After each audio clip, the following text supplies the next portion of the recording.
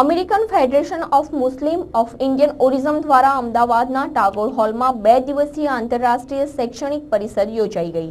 જેમાં દેશ વિદેશના શિક્ષણ તજજ્ઞોએ મુસ્લિમ સમાજની સામાજિક, શૈક્ષણિક અને આર્થિક સ્થિતિ પર પ્રકાશ પાડી મુસ્લિમ સમાજમાં 100% સાક્ષરતા લાવવા અને તે માટે તન મન ધનથી જોડાઈ જવા હાકલ કરી હતી।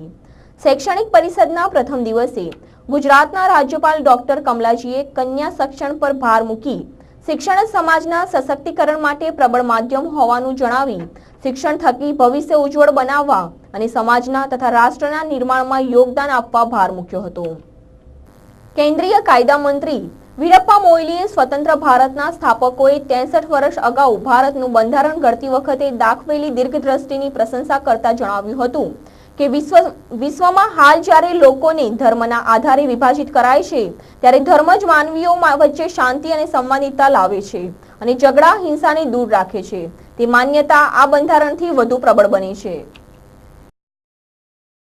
1989 में हमें American federation of Muslims of Indian origin संस्था कायम करी थी અને મુખ્ય હેતુ આ સંસ્થાનો એ છે કે એજ્યુકેશન કેવી રીતે મુસ્લિમ બાળકોમાં એજ્યુકેશન કેવી રીતે ઉપર લાવવું, એટલે ગ્રાસ રૂટ લેવલના ઉપર અને કેવી રીતે એ લોકો ક્વોલિટી એજ્યુકેશન હાંસલ કરે। એ ઉપરાંત બીજું અમારું જે કામ છે આ જે કરીએ છીએ એ મેડલ આપીને, સ્કોલરશીપ આપીને અને ઘણી સ્કૂલોને મદદ કરીને આ કામ થઈ રહ્યું છે।